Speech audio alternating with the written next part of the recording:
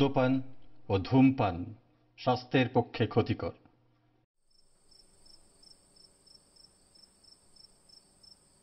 সেদিন সন্ধেবেলা গোবিন্দলাল পুকুরের চারপাশে পায়চারি করে বেড়াচ্ছিল।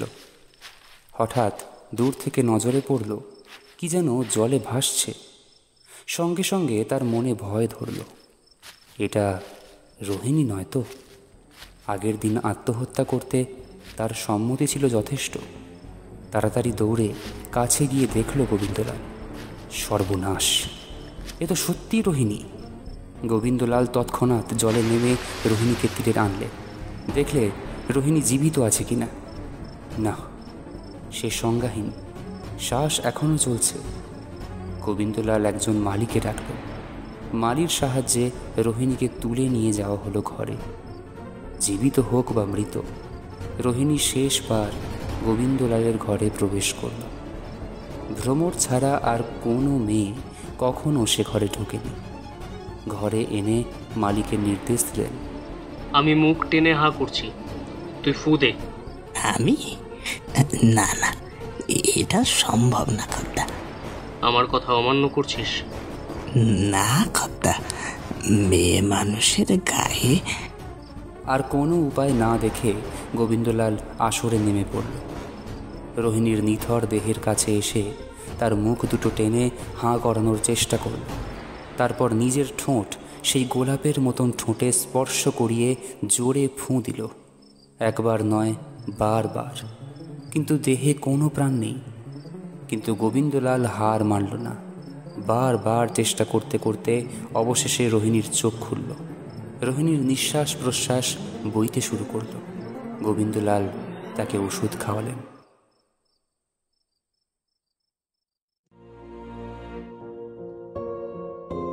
শুনছেন ভোকাল আর্ট ম্যানিয়া, তোমার আমার গপ্পভার্স। ভ্যাম ক্লাসিক্সের একাদশ পর্বে আপনাদের স্বাগত। এই গল্পের কোনো রকম অংশের পুনরুৎপাদন আইনত দণ্ডনীয় অপরাধ। গল্প শুরুর আগে বলে রাখি, তোমরা যারা গল্প লিখতে ভালোবাসো তারা অবিলম্বে ন্যূনতম 5000 শব্দে আমাদের গল্প লিখে পাঠাও ডেসক্রিপশন বক্সে দেওয়া ইমেল আইডিতে। যথাযথ পারিশ্রমিকের বিনিময়ে সেই গল্পের অডিও রূপান্তর করতে টিম ভ্যাম কিন্তু তৎপর। সম্পূর্ণ নিয়মাবলী পড়তে চেক করতে পারো আমাদের গল্প আহ্বান বিষয়ক কমিউনিটি পোস্ট, লিংক রইল ডেসক্রিপশনে। বহুদিনের পরিকল্পনা এবং বহু রাত জাগা পরিশ্রমের পর আমরা দুঃসাহস দেখানোর প্রয়াস করেছি আজকের নিবেদনে। এতটা সাহস আপনাদের জন্যই পাওয়া। আপনারা না থাকলে এই গল্প আমরা পরিবেশনা করার কথা ভাবতেও পারতাম না। আজ আপনাদের জন্য রইল সাহিত্য সম্রাট শ্রী বঙ্কিমচন্দ্র চট্টোপাধ্যায়ের কালজয়ী উপন্যাস কৃষ্ণকান্তের উইলের প্রথম পর্ব। গল্প পাঠে দেবাদ্রী, গল্পের সূত্রধার আমি ঈশিতা। শুরু হচ্ছে কৃষ্ণকান্তের উইল প্রথম পর্ব।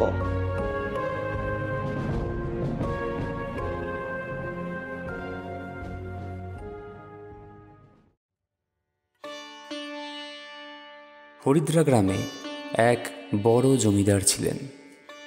জমিদার বাবুর নাম কৃষ্ণকান্ত রায়। তার জমিদারির মুনাফা প্রায় 2 লক্ষ টাকা। এই বিষয়টা তার নিজের ও ভাই রামকান্ত রায়ের উপার্জিত।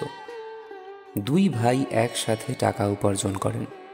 2 ভাইয়ের মধ্যে এমন মিল ছিল যে একের মনে এমন সন্দেহ কখনোই আসেনি যে এক ভাই আরেকজনকে ঠকাবে। জমিদারির সবটাই বড় ছেলে কৃষ্ণকান্তের নামে ছিল। রামকান্ত রায়ের এক ছেলে হয়েছিল, তার নাম গোবিন্দলাল। ছেলেটি জন্মানোর পরে রামকান্ত রায়ের মনে মনে ইচ্ছে হলো যে দুজনের উপার্জিত বিষয় একের নামে আছে, অতএব তার ছেলেকে পড়াশোনা করিয়ে শিক্ষিত করা খুব প্রয়োজন। কেননা যদিও তিনি নিশ্চিত ছিলেন যে কৃষ্ণকান্ত কখনোই তাকে ঠকাবে না, তবুও কৃষ্ণকান্ত চলে গেলে তার ছেলেরা কি করে তার নিশ্চয়তা কি? কিন্তু লেখাপড়ার কথা সহজে বলতে পারলেন না। আজ বলবো কাল বলবো করতে লাগলেন। হঠাৎ একদিন তালুকে গেলে সেইখানে হঠাৎ তার মৃত্যু হলো।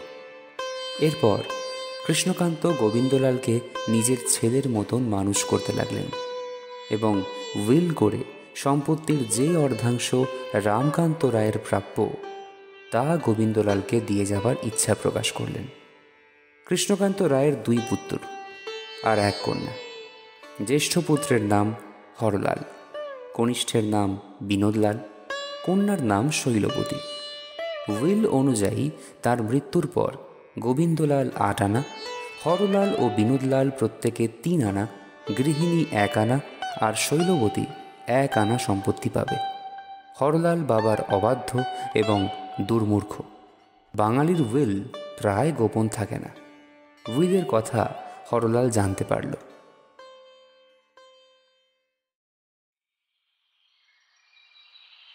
এটা কি হলো? গোবিন্দলাল অর্ধেক ভাগ পেল আর আমার 3 আনা। এটাই ঠিক করা হয়েছে। গোবিন্দলালের বাবার প্রাপ্য অর্ধাংশ তাকে আমি দিয়েছি।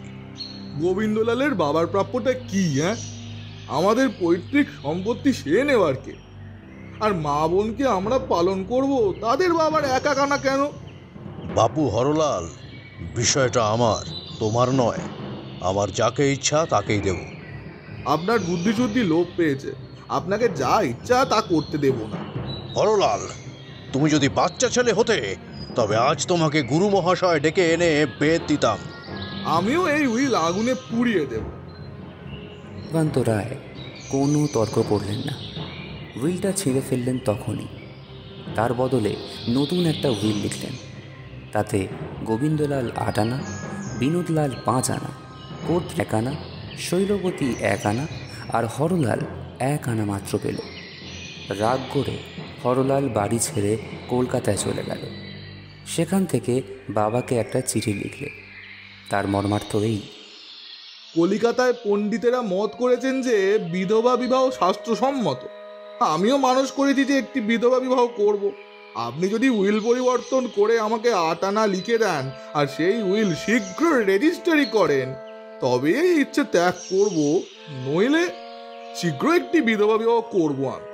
হরলাল মনে করেছিল যে কৃষ্ণকান্ত ভয়ে উইল বদলে হরলালকে বেশি অংশ লিখে দেবে, কিন্তু কৃষ্ণকান্তের যে উত্তর পেল তাতে সে ভরসা রইল না। তুমি আমার ত্যায্য পুত্র, তোমার যাকে ইচ্ছা তাকে বিবাহ করতে পারো। আমার যাকে ইচ্ছা তাকে বিষয় দেব। তুমি এই বিবাহ করলে আমি উইল বদলাবো বটে, কিন্তু তাহাতে তোমার অনিষ্ট ব্যতীত ইষ্ট হবে না।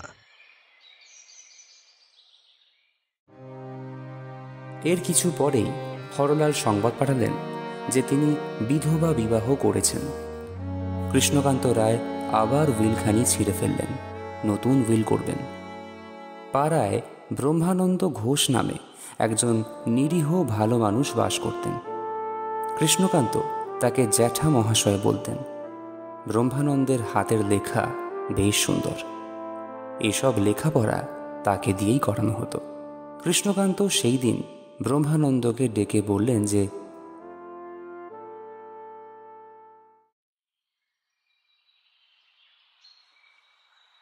খাওয়া দাওয়ার পর এখানে এসো, নতুন উইলটা লিখে দিতে হবে। বিনোদলাল সেখানে উপস্থিত ছিলেন। আবার উইল বদলানো হবে কি জন্য? কারণ এবার বড় ছেলের ভাগে 0 পড়বে, 0। এটা কি ঠিক কাজ করছো? সে না হয় দোষ করেছে, কিন্তু তার একটা ছেলে আছে, সে শিশু নিরপরাধী। তাহার উপায় কি হবে? তাকে 1 পাই লিখে দেবো। এই পাই বকরায় কি হবে? আমার আয় 2 লক্ষ টাকা, তার 1 পাই বরখায় 3000 টাকার উপর হয়। তাতে একজনের ঘর খুব ভালোভাবেই চলতে পারে, এর বেশি আমি দেব না। বিনোদলাল অনেক বোঝালেন, কিন্তু কর্তা কোনো মতে মতান্তর করলেন না। ব্রহ্মানন্দ ঘুমোতে যাওয়ার উদ্যোগ করছিলেন, এমন সময় হরলাল এসে বসলেন। সে কি বড়বাবুজি, কখন বাড়ি এলে? বাড়ি এখনো যাই নাই। একেবারে এখানেই? কলকাতা থেকে কতক্ষণ এসেছো? কলকাতা থেকে 2 দিন হলো এসেছি। এই 2 দিন লুকিয়েছিলাম। আবার নাকি নতুন উইল হবে। সেরকম তো শুনছি গো। আমার ভাগে এবার শূন্য।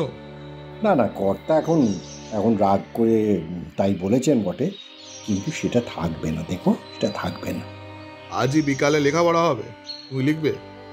তা কি করবো ভাই, কর্তা বললে তো না বলতে পারি না। ভালো, তাতে তোমার দোষ কি? এখন কিছু রোজগার করবে? তা কিলটা চটটা মারো না কেন ভাই, আমাকে মারো। তা নয়, 1000 টাকা। একটা কাজ বলি, এখনই আরম্ভ করো। এই বলে ব্রহ্মানন্দের হাতে হরলাল 500 টাকার নোট দিলেন। ব্রহ্মানন্দ নোটগুলো উল্টে পাল্টে দেখল। এটা নিয়ে আমি কি করব? জমা করাও, 10 টাকা মতি গৈলিনীকেও দিও। না না, গোয়ালা ফোয়ালাদের কোনো এলাকা রাখি না, কিন্তু আমায় করতে কি হবে সেটা বলো। 2টি কলম কাটে, 2টি যেন ঠিক সমান হয়। আচ্ছা ভাই, আচ্ছা, যা বলো তাই শুনি। এই বলে ঘোষ মহাশয় 2টি নতুন কলম নিয়ে ঠিক সমান করে কাটলেন এবং লিখে দেখলেন যে 2টিরই কালি একই। এর একটি কলম বাক্সতে তুলে রাখো।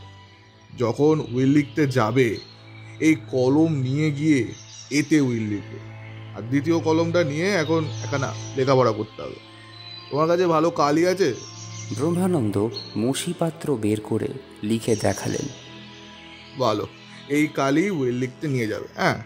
কেন, তোমাদের বাড়িতে কি দোয়াত কলম নেই যে আমি ঘাড়ে করে বয়ে নিয়ে যাব? আমার নিশ্চয়ই কোনো উদ্দেশ্য আছে, নইলে তোমাকে এত টাকা দিলাম কেন? আমিও তাই ভাবছি বটে। ভালো বলেছো ভাই রে, ভালো বলেছো। তুমি দোয়াত কলম নিয়ে গেলে কেউ ভাবলেও ভাবতে পারে আজ এটা কেন। তুমি সরকারি কালি কলমকে গালি দাও, তাহলেই শোধরাবে। হরলাল 2টো জেনারেল লেটার কাগজ ব্রহ্মানন্দের হাতে দিলেন। এই যে সরকারি কাগজ গো? সরকারি নয়, কিন্তু উকিল বাড়ির লেখাপড়া এই কাগজেই হয়। কর্তাও এই কাগজে উইল লেখেন বলেই জানি। যাই হোক, যা বলি তা এই কালি কলমে লেখো দেখি। ব্রহ্মানন্দ লিখতে আরম্ভ করল। হরলাল একখানি উইল লিখে দিলেন। তাহার মর্মার্থ এই: কৃষ্ণকান্ত রায় উইল করছেন। তার নামে যত সম্পত্তি আছে তার ভাগ কৃষ্ণকান্তের পরলোকান্তে এমন হবে যথা বিনোদলাল 3 আনা, গোবিন্দলাল 1 পাই, গৃহিণী 1 পাই, শৈলবতী 1 পাই, হরলালের পুত্র 1 পাই, হরলাল জ্যেষ্ঠ পুত্র বলে অবশিষ্ট 12 আনা। এখন তো উইল লেখা হলো, কিন্তু সই করে কে? আমি। বলে হরলাল ওই উইলে কৃষ্ণকান্ত রায়ের এবং 4 জন সাক্ষীর সই করে দিলেন। ভালো, এই তো জাল হলো। এই হলো সাচ্চা উইল। বিকালে যা লিখবে সে জাল। কিসে? তুমি যখন উইল লিখতে যাবে তখন এই উইল আপনার পিরানের পকেটে লুকিয়ে নিয়ে যাবে। সেখানে গিয়ে এই কালি কলমে তাদের ইচ্ছা মতো উইল লিখবে। কাগজ, কলম, কালি, লেখক একই। সুতরাং 2খান উইলই দেখতে একরকম হবে। পরে উইল পড়ে শোনানো ও সরিষাবুত হয়ে গেলে শেষে তুমি স্বাক্ষর করবার জন্য নেবে, সেই অবকাশে উইল বদলে দেবে। এইখানি কর্তাকে দিয়ে কর্তার উইল আমাকে এনে দেবে। হ্যাঁ, কি বলো? বুদ্ধির খেলাটা খেলেছো ভালো, কিন্তু কি? ইচ্ছা করে বটে, কিন্তু ভয় করে। না ভাই, তোমার টাকা তুমি ফিরিয়ে নাও, আমি কিন্তু জালের মধ্যে থাকবো না।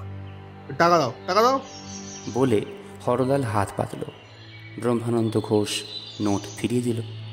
নোট নিয়ে হরলাল উঠে চলে যাচ্ছিল। বলি ভায়া, গেলে নাকি? না।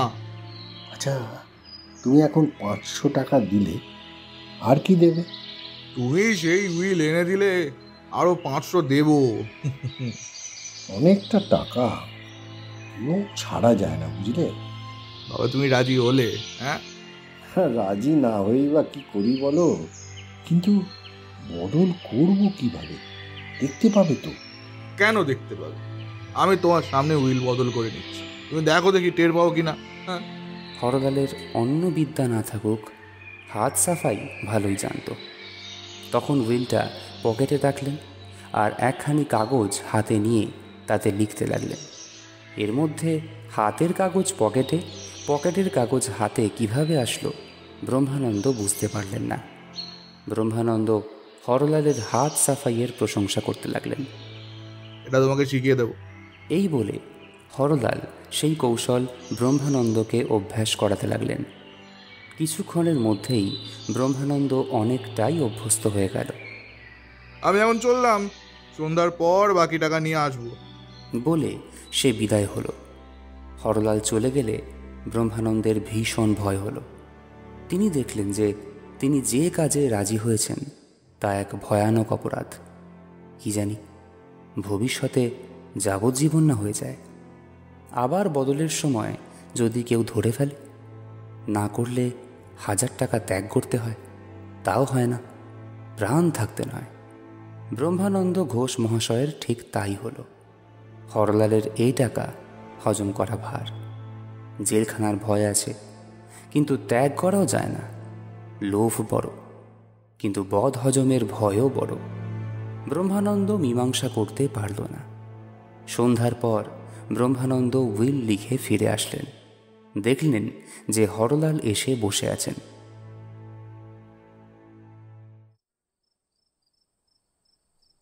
কি হলো? মনে করি চাঁদা ধরি হাতে দিই পেড়ে, বাবলা গাছে হাত লেগে আঙুল গেল ছিঁড়ে। পারো নাই নাকি? না ভাই, কেমন বাঁধো বাঁধো ঠেকতে লাগলো, বুঝলে? পারো নাই? না ভাই। এই ভাই, এই তোমার তোমার জাল বিল নাও, আর এই নাও, তোমার টাকাও নাও। মূর্খ অকর্মা, মেয়েদের কাজটাও তোমার দ্বারা হলো না। হ্যাঁ, আমি চললাম, কিন্তু দেখো এ কথা যদি কেউ ঘুণাক্ষরেও জানতে পারে তাহলে তোমার রক্ষে নেই। হ্যাঁ না, ও নিয়ে তুমি ভেবো না। সেখান থেকে উঠে হরলাল ব্রহ্মানন্দের রান্নাঘরে গেলেন। হরলাল ঘরের ছেলে। রান্নাঘরে ব্রহ্মানন্দের ভাইয়ের মেয়ে রোহিণী রাঁধছিল। রোহিণীর 3 কুলে কেউ ছিল না বলে সে ব্রহ্মানন্দের বাড়িতেই থাকত। এমত সময় হরলাল বাবু জুতো সমেত মশমশ করে ঘরের ভিতর প্রবেশ করলেন। বড় কাকা, কবে এলেন? কাল এসেছি, তোমার সঙ্গে একটা কথা আছে। আজ এখানে খাবেন? সরু চালের ভাত চড়াবো কি? চড়াও, কিন্তু সে কথা নয়। তোমার একদিনের কথা মনে পড়ে কি? যেদিন তুমি গঙ্গা স্নান করে আসতে যাত্রীদের দল ছাড়া হয়ে পিছিয়ে পড়েছিলে, মনে পড়ে? মনে পড়ে। এই যেদিন তুমি পথ হারিয়ে মাঠে পড়েছিলে, মনে পড়ে? পড়ে। যেদিন মাঠে তুমি একা, জনকট বদমাস তোমার সঙ্গ নিল, হ্যাঁ মনে পড়ে? পড়ে। যেদিন কে তোমায় রক্ষা করেছিল? তুমি ঘোড়ায় চড়ে সেই মাঠ দিয়ে কোথায় যেন যাচ্ছিলে। শালির বাড়ি। তুমি দেখতে পেয়ে আমায় রক্ষা করলে, আমায় পালকে বেহারা করে বাড়ি পাঠিয়ে দিলে। মনে পড়ে বই কি। সেই ঋণ আমি কখনো শোধ করতে পারবো না। আজ সে ঋণ শোধ করতে পারো? তার উপর আমার জন্মের মতো নিয়ে রাখতে পারো? কি বলুন, আমি প্রাণ দিয়েও আপনার উপকার করব। করো না করাও এ কথা কাউকে বলো না যেন। প্রাণ থাকতে নয়। তখন হরলাল কৃষ্ণকান্তের আসল উইল ও জাল উইলের কথা বুঝিয়ে বলল। সেই আসল উইল চুরি করে জাল উইল তার বদলে রেখে আসতে হবে। আমাদের বাড়িতে তোমার যাতায়াত আছে, তুমি বুদ্ধিমতী, তুমি অনায়াসেই পারো। আমার জন্য এটা করবে? চুরি আমাকে কেটে ফেললেও আমি পারবো না। মেয়েরা এমনই হয়, মুখে শুধু বড় বড় কথা। এ জন্মে তুমি আমার ঋণ শোধ করতে পারবে না। আর যা বলুন সব পারবো। মরতে বলেন মরবো, কিন্তু এই বিশ্বাসঘাতকের কাজ আমি পারবো না। এই 1000 টাকা পুরস্কার আগাম নাও, এ কাজ তোমায় করতে হবে। হ্যাঁ, ও টাকা আমি নেব না। টাকার আশা করি না আমি। যদি করার হতো আপনার কথাতেই করতাম। মনে করেছিলাম রোহিণী তুমি আমার শুভাকাঙ্ক্ষী, পর কখনো আপন হয়? দেখো, আর যদি আমার স্ত্রী থাকতো আমি তোমার খোঁচামত করতাম, সেই আমার এই কাজ করতো। আসলে যে আপনার স্ত্রীর নামে সেই বিধবা বিবাহের কথা মনে পড়ল। আপনি নাকি বিধবা বিবাহ করবেন? ইচ্ছা তো আছে, কিন্তু মনের মতো বিধবা পাই কই? তা বিধবাই হোক সধবাই হোক, বলি বিধবাই হোক আর কুমারী হোক, একটা বিবাহ করে সংসারে হলেই ভালো হয়। আমরা আত্মীয় স্বজন সকলেরই তাহলে আহ্লাদ হয়। দেখো রোহিণী, বিধবা বিবাহ শাস্ত্রসম্মত। তা তো এখন লোকে বলছে। দেখো, তুমিও একটা বিয়ে করতে পারো, কেন করবে না? রোহিণী মাথার কাপড় একটু টেনে মুখ ফেরালো। তা দেখে বিষণ্ণ হয়ে হরলাল ফিরে চলল। হরলাল দরজা পর্যন্ত গেলে রোহিণী বলল, কাগজখানা না হয় রেখে যান, দেখি কি করতে পারি। হরলাল খুশি হয়ে জাল উইল ও নোট রোহিণীর কাছে রাখল। নোট না, শুধু উইলখানা রেখে যান।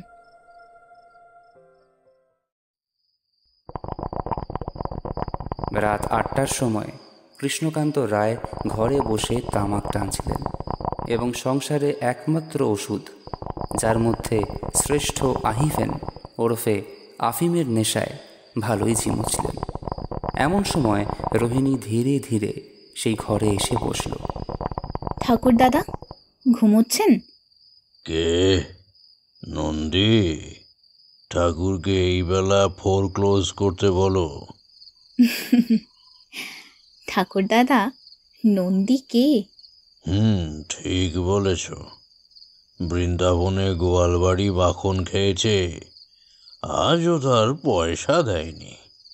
রোহিণী খিলখিল করে হেসে উঠল। তখন কৃষ্ণকান্তের চমক হলো। মাথা তুলে দেখে বললেন, কেউ? অশ্বিনী ভরণী কৃত্তিকা রোহিণী?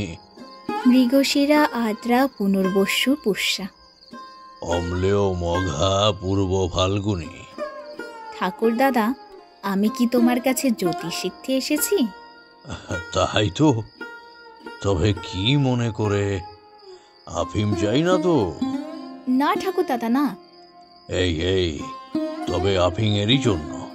তোমার দিব্যি আফিং চাই না। কাকা বললেন যে যে উইল আজ লেখাপড়া হয়েছে তাতে তোমার নাকি দস্তখত হয়নি। সে কি? আমার বেশ মনে পড়ছে যে আমি দস্তখত করেছি। না, কাকা বললেন যে তার যেন মনে হচ্ছে তুমি তাতে সই করনি। ভালো তো, সন্দেহ রাখায় দরকার কি? তুমি একবার সেখানা খুলেই দেখো না। বটে, তবে আলোটা ধরো দেখি। বলে কৃষ্ণকান্ত উঠে বালিশের নিচ থেকে একটি চাবি নিলেন। রোহিণী লণ্ঠনটা হাতে তুলে নিল।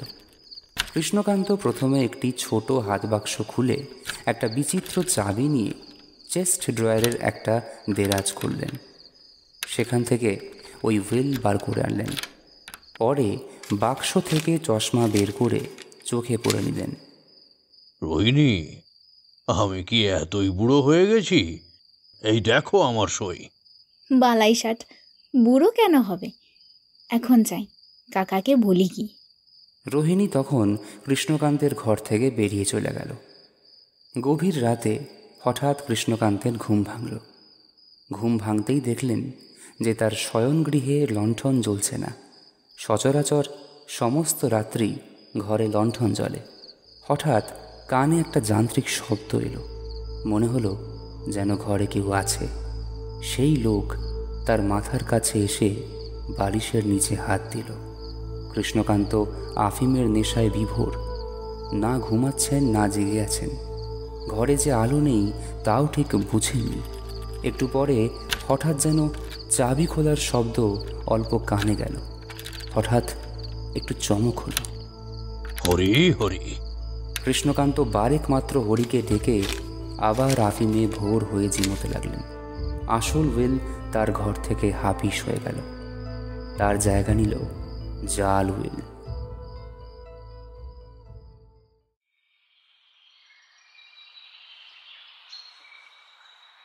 পরদিন সকালে রোহিণী আবার রাঁধতে বসেছে। এমন সময় হরলাল এলো। হরলাল ধীরে ধীরে রোহিণীর কাছে গেল। রোহিণী তাকিয়ে দেখল না। তাকিয়ে দেখো, হাঁড়ি ফাটবে না। হ্যাঁ, কাজটা করেছো?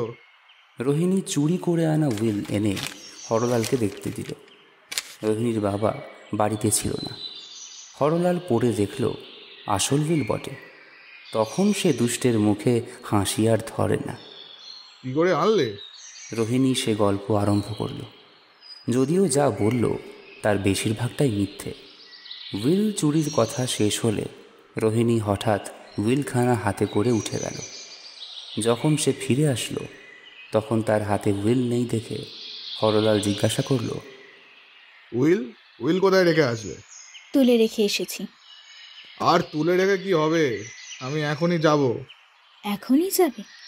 এত তাড়াতাড়ি কেন? আর থাকবার জন্য নেই। তা যাও। উইল আমার কাছে থাক। সে কি, উইল আমায় দেবে না? তোমার কাছে থাকাও যে, আমার কাছে থাকাও সে। যদি আমাকে উইল দেবে না তবে চুরি করলে কেন? আপনারই জন্য এটা রইল।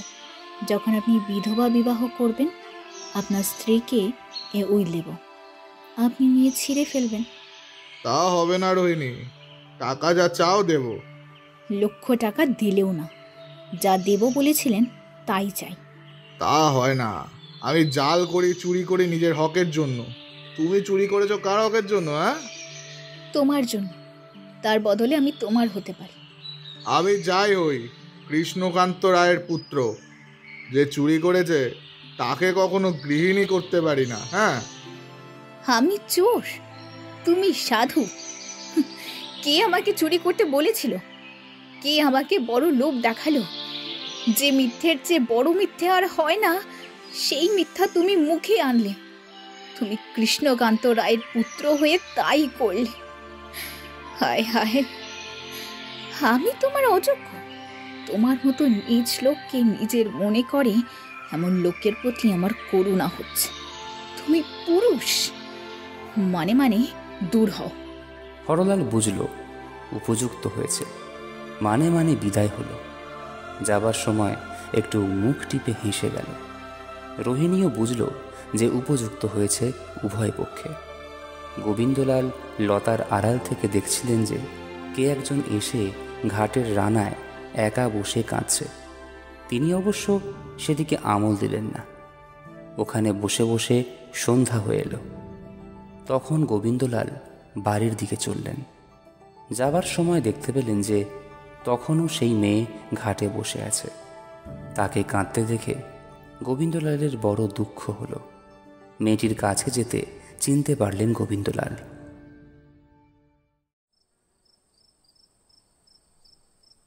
রোহিণী, তুমি এতক্ষণ একা বসে কাঁদছো কেন? রোহিণী উঠে দাঁড়ালো, কিন্তু কথা বলল না। তোমার কিসের দুঃখ? আমায় কি বলবে না? যদি আমি কোনো উপকার করতে পারি, তোমার যদি কোনো বিষয়ে কষ্ট থাকে, তবে আজ হোক কালই হোক আমাকে জানিও। নিজে না বলতে পারো, অন্য কাউকে দিয়ে বলিও। একদিন বলবো, আজ না। একদিন তোমাকে আমার কথা শুনতে হবে। রোহিণী সকাল সকাল রান্না শেষ করে ব্রহ্মানন্দকে খাইয়ে দিয়ে নিজের ঘরে শুয়ে পড়ল। তার খিদে নেই, সে রাতে তার ঘুম এলো না। তার মনে এখন গভীর চিন্তা, বুকে পাপের ভয়, অপরদিকে মনে মনে গভীর আঘাত। সব মিলিয়ে তার অন্তরাত্মা যেন তাকে ভেতর থেকে ছিন্ন বিচ্ছিন্ন করে দিচ্ছে। চোখ ফেটে জল এলো তার।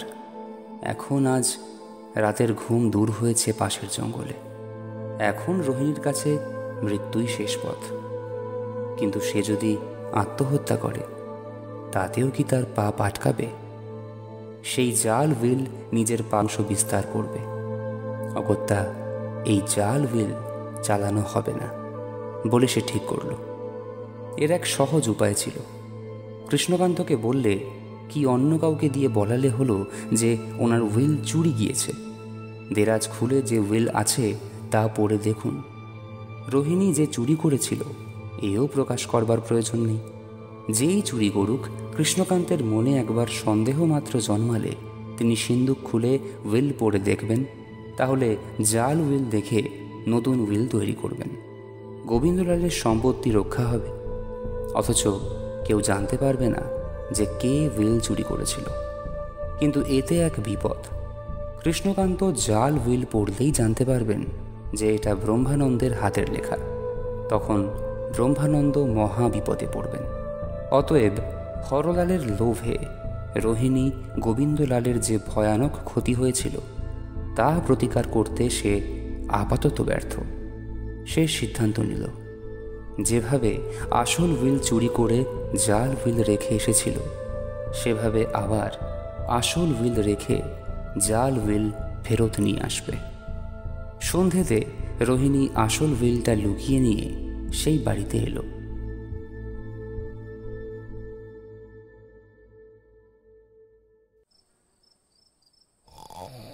কৃষ্ণকান্তের ঘরের সামনে এসে তার নাক ডাকার শব্দ পেয়ে সে নিশ্চিত হলো। তখন ধীরে ধীরে বিনা শব্দে উইল চোর ঘরে ঢুকলো। ঢুকে প্রথমে লণ্ঠন নেভালো, তারপর চাবি সংগ্রহ করে দেরাজ খুলল। কিন্তু চাবি ঘোরানোর খট শব্দে কৃষ্ণকান্তের নিদ্রা ভঙ্গ হলো। কৃষ্ণকান্ত ঠিক বুঝতে পারলেন না যে কী শব্দ হলো। কোনো সাড়া দিলেন না, কান পেতে রইলেন। রোহিণী বুঝল কৃষ্ণকান্তের ঘুম ভেঙেছে। রোহিণী নিঃশব্দে দাঁড়িয়ে রইল। কেউ কোনো উত্তর দিল না। রোহিণীর ভয়ে জোরে জোরে শ্বাস পড়তে লাগল। নিঃশ্বাসের শব্দ কৃষ্ণকান্তের কানে গেল। কৃষ্ণকান্ত হরিকে বার করে ডাকলেন। রোহিণী মনে করলে এই অবসরে পালাতে পারলে খুব ভালো হতো, কিন্তু তাহলে গোবিন্দলালের প্রতিকার হয় না। দুষ্কর্মের জন্য সেদিন যে সাহস করেছিলাম, আজ সৎকর্মের জন্য তা করতে পারি না কেন? ধরা পড়ব। রোহিণী পালালো না। কৃষ্ণকান্ত লণ্ঠন জ্বাললেন। সেই আলোতে রোহিণীকে দেখতে পেলেন, কিন্তু চিনতে পারলেন না। তুমি কে? আমি রোহিণী। এত রাত্রে অন্ধকারে এখানে কি করছিলে? চুরি করছিলাম। রঙ্গ রহস্য রাখো তো। কেন তুমি চুরি করতে এসেছো এ কথা আমার বিশ্বাস হয় না, কিন্তু চোরের অবস্থাতেই তোমাকে দেখছি। তবে আমি যা করতে এসেছি আপনার সামনেই করি, আপনি দেখুন। পরে আমার সঙ্গে যেমন ব্যবহার উচিত হয় করবেন। আমি ধরা পড়েছি, পালাতে পারবো না, পালাবো না। এই বলে রোহিণী দেরাজের কাছে গিয়ে দেরাজ টেনে খুলল। তার ভিতর থেকে জাল হুইল বের করে আসল হুইল রেখে দিল। তারপর জাল হুইলটা নিয়ে টুকরো টুকরো করে ফেলল। তারপর সেগুলো নিয়ে তাতে আগুন ধরিয়ে দিল। এই ও কি করলি? কি পোড়ালি ওটা? একটা জাল হুইল। হুইল? হুইল? আমার হুইল কোথায়? আপনার হুইল দেরাজের ভেতর আছে, আপনি দেখুন না। কৃষ্ণকান্ত তখন দেরাজ খুলে দেখলেন একখানি হুইল তার মধ্যে আছে। সেখানি বার করলেন। পরীক্ষা করে দেখে নিশ্চিন্ত হলেন তার প্রকৃত হুইল বটে। পোড়ালে কি? একখানি জাল হুইল। জাল হুইল? জাল হুইল কে করলো? তুমি তা কোথায় পেলে? কে করলো তা বলতে পারি না, সেটা আমি এই দেরাজের মধ্যে পেয়েছি। তুমি কি করে জানলে যে দেরাজের ভিতরে নকল হুইল আছে? তা আমি বলতে পারবো না। যদি আমি তোমার মতো মেয়েকে না বুঝি, তবে এই বিষয় সম্পত্তি এতদিন রক্ষা করলাম কি করে? এই জাল হুইল হরলালের তৈরি। বোধহয় তুমি তার কাছে টাকা খেয়ে জাল হুইল রেখে আসল হুইল চুরি করতে এসেছিলে। তারপর ধরা পড়ে ভয়ে জাল হুইল ছিঁড়ে ফেলেছ। কি ঠিক কি না? তা নয়। তা নয় তবে কি? আমি কিছু বলবো না। আমি আপনার ঘরে চোরের মতো ঢুকেছি, আমাকে যা করতে হয় করুন। তুমি ভুল কাজ করতে এসেছিলে তাতে সন্দেহ নেই, নইলে এভাবে চোরের মতো আসবে কেন? তোমার উচিত শাস্তি হবে। তোমাকে পুলিশে দেব না, কিন্তু কাল তোমার মাথা মুড়িয়ে ঘোল ঢেলে গ্রাম থেকে বের করে দেব। আজ তুমি বন্দি থাকো।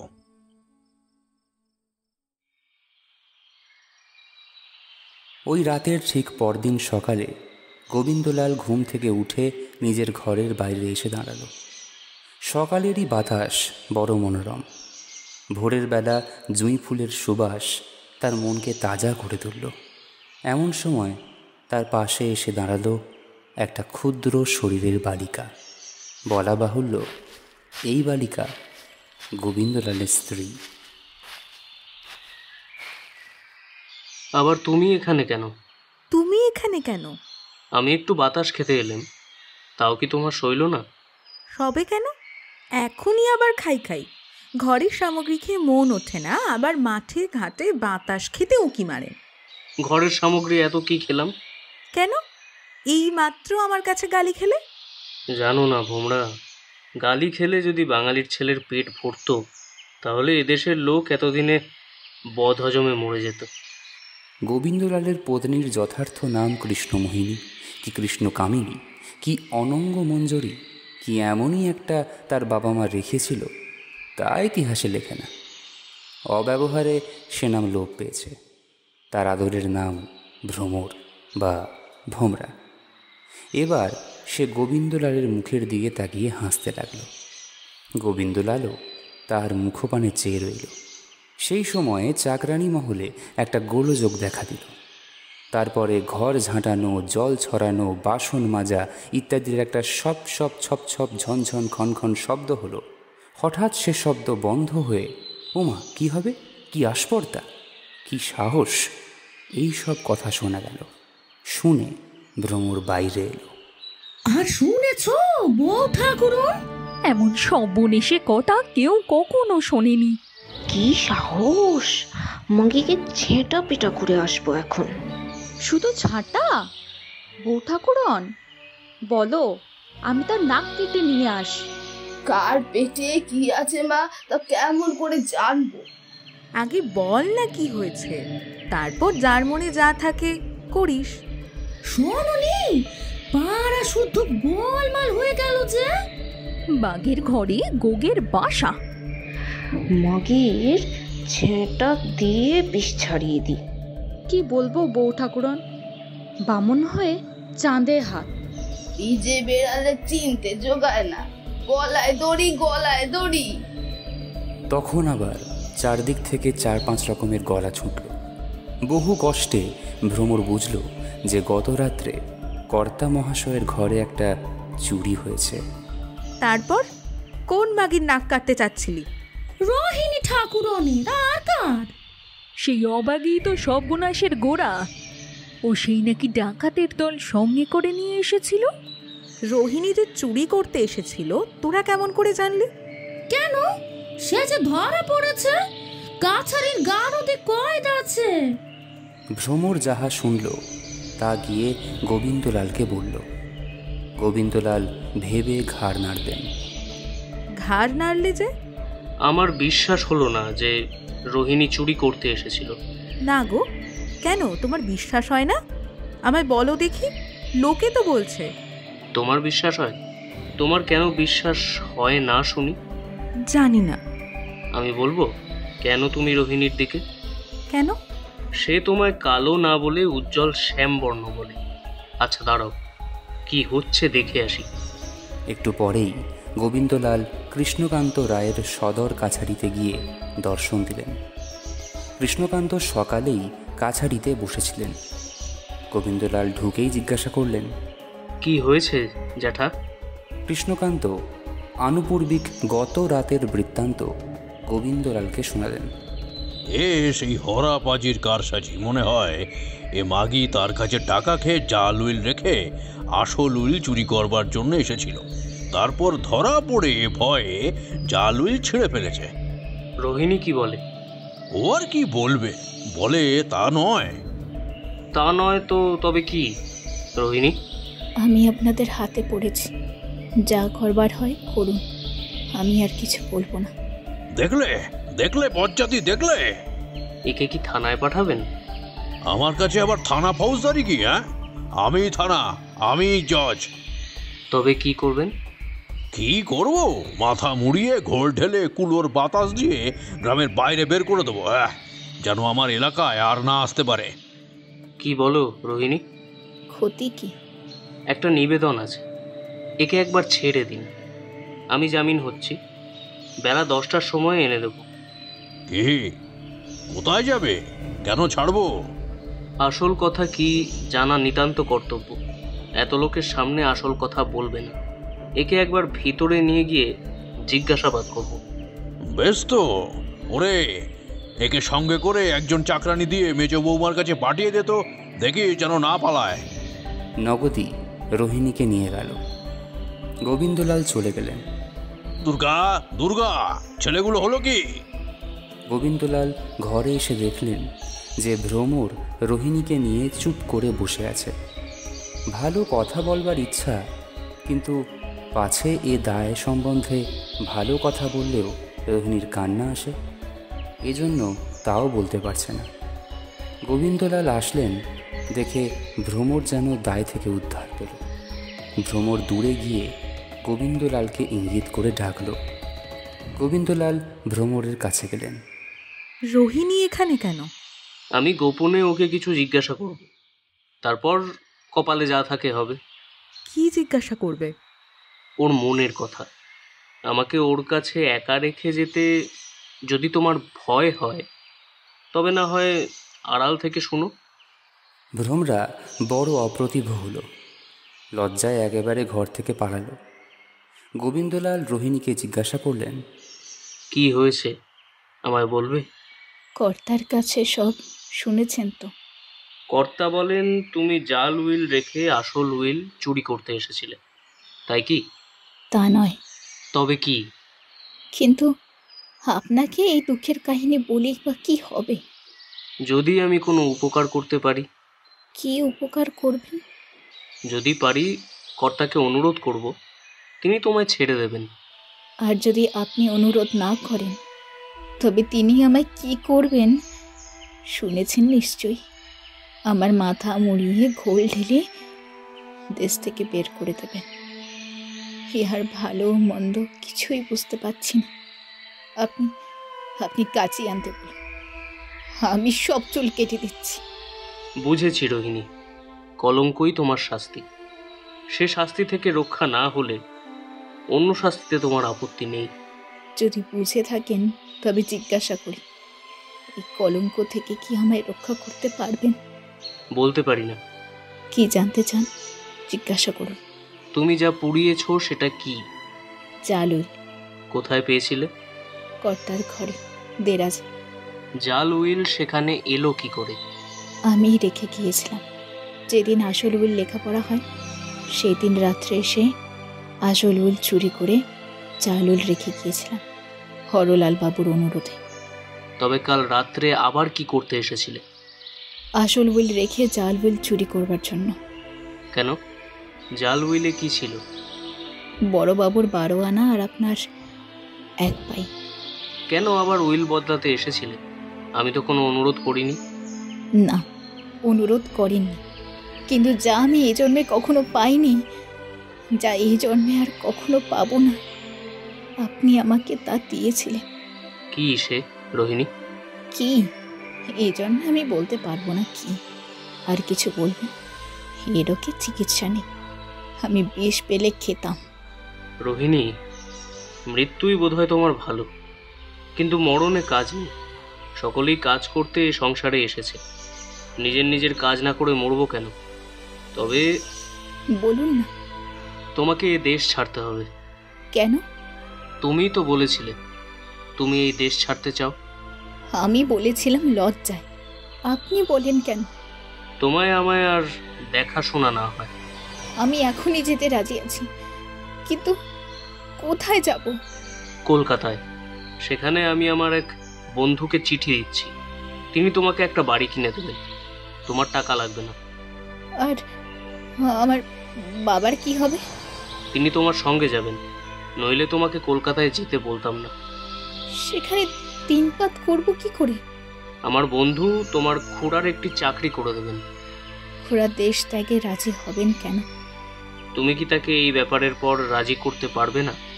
পারব, কিন্তু আপনার বড় জেঠুকে রাজি করবে কে? আমি অনুরোধ করব। তাহলে আমার কলঙ্কের ওপর কলঙ্ক, আপনারও কিছু কলঙ্ক। সত্যি? আচ্ছা, তোমার জন্য কর্তার কাছে ভ্রমর অনুরোধ করব। তুমি এখন ভ্রমরের কাছে যাও, তাকে পাঠিয়ে দাও। ভ্রমর শ্বশুরকে কোনো প্রকার অনুরোধ করতে রাজি হলো না, বড় লজ্জা করে। ছি! অগত্যা গোবিন্দলাল স্বয়ং কৃষ্ণকান্তের কাছে গেলেন। কে বাবা গোবিন্দলাল? আপনি ঘুমিয়ে পড়ুন, আমি এমন কিছু কাজে আসিনি। না, আমার ঘুম হয়েছে, আর ঘুমাবো না। না, কিছু জিজ্ঞাসা করার নেই। সকালবেলা যে মাগিকে তুমি জামিন করে নিয়ে গেলে, সে মাগি কিছু স্বীকার করেছে? তখন গোবিন্দলাল পথ পেয়ে যা যা রোহিণী বলেছিল সংক্ষেপে বললেন। এখন তাহলে তাকে নিয়ে কি করা উচিত? আপনার যা ইচ্ছে তাই করুন। আমি ওর কথায় বিশ্বাস করি না। ওর মাথা মুড়িয়ে ঘোল ঢেলে দেশ থেকে বের করে দাও। কি বলো? আর তোমরা যদি এমনই বিবেচনা করো যে ওর দোষ নেই, তবে ছেড়ে দাও। আর কি, ছেড়ে দাও। রোহিণী গোবিন্দলালের কথা মতো খুড়োর সঙ্গে বিদেশ যাওয়ার বন্দোবস্ত করতে আসলো। ব্রহ্মানন্দকে কিছু না বলে ঘরের মাঝে বসে রোহিণী কাঁদতে বসল। হে হরিদাগ্রাম ছেড়ে আমার যাওয়া হবে না। আমি কলকাতায় গেলে গোবিন্দলালকে তো দেখতে পাবো না। আমি যাব না। এই হরিদাগ্রাম আমার স্বর্গ। এখানে গোবিন্দলালের মন্দির। এই হরিদাগ্রামই আমার শ্মশান। আমি এখানেই পুড়ে মরব। আমি যদি এই হরিদাগ্রাম ছেড়ে না যাই, তা আমার কে কি করতে পারে? কৃষ্ণকান্ত রায় আমার মাথা মুড়িয়ে ঘোল ঢেলে দেশ ছাড়া করে দেবে। আমি আবার আসব। গোবিন্দলাল রাগ করবে, করুক, তবু আমি তাকে দেখব। আমি যাব না, কলকাতায় যাব না, কোথাও যাব না। যাই তো জমের বাড়ি যাব, আর কোথাও যাব না। কখনো ভাবলো বিষ খাই, কখনো ভাবলো গোবিন্দলালের পায়ে পড়ে সব কথা বলি, কখনো ভাবলো পালিয়ে যাই, কখনো ভাবলো বারুণীতে ডুবে মরি। অবশেষে রোহিণী কাঁদতে কাঁদতে গোবিন্দলালের কাছে আবার এলো। কলকাতায় যাওয়া স্থির হলো তো? না। সে কি? যেতে পারবো না। বলতে পারি না। জোর করবার আমার কোনোই অধিকার নেই, কিন্তু গেলে ভালো হতো। কিসে ভালো হতো? গোবিন্দলাল মাথা নিচু করলেন। স্পষ্ট করে কোনো কথা বলবার তিনি কে? রোহিণী তখন চোখের জল লুকিয়ে মুছতে মুছতে ঘরে ফিরে গেল। এমন সময় ভ্রমর এলো। ভাবছো কি? বলো দেখি। আমার কালো রূপ? না। সে কি, আমায় ভাবছো না? আমি ছাড়া পৃথিবীতে তোমার অন্য চিন্তা আছে? আছে না তো কি, সর্বে সর্বময়ী আর কি। আমি অন্য কথা ভাবছি। অন্য মানুষ? কাকে ভাবছো বলো না। কি হবে তোমায় বলে? বলো না। তুমি রাগ করবে। করব, বলোই না। যাও দেখো গিয়ে সকলের খাওয়া হলো কিনা। দেখবো এখন, বলো না কে মানুষ। রোহিণীকে ভাবছিলাম। কেন রোহিণীকে ভাবছিলে? তা কি জানি। জানো, বলো না। মানুষ কি মানুষকে ভাবে না? না, যে যাকে ভালোবাসে সে তাকেই ভাবে। আমি তোমাকে ভাবি, তুমি আমাকে ভাবো। তবে আমি রোহিণীকে ভালোবাসি। মিছে কথা, তুমি আমাকে ভালোবাসো, আর কাকেও তোমার ভালোবাসতে নেই। কেন রোহিণীকে ভাবছিলে বলোই না। বিধবাকে মাছ খেতে আছে? না। বিধবাকে মাছ খেতে নেই, তো তারিণীর মা মাছ খায় কেন? তার পোড়ার মুখ, যা করতে নাই তাই করে। আমারও পোড়ার মুখ, যা করতে নেই তাই করি। রোহিণীকে ভালোবাসি। আমি শ্রীমতী ভোমরা দাসী, আমার সামনে মিছে কথা। মিছে কথা ভোমরা। আমি রোহিণীকে ভালোবাসি না, রোহিণী আমাকে ভালোবাসে।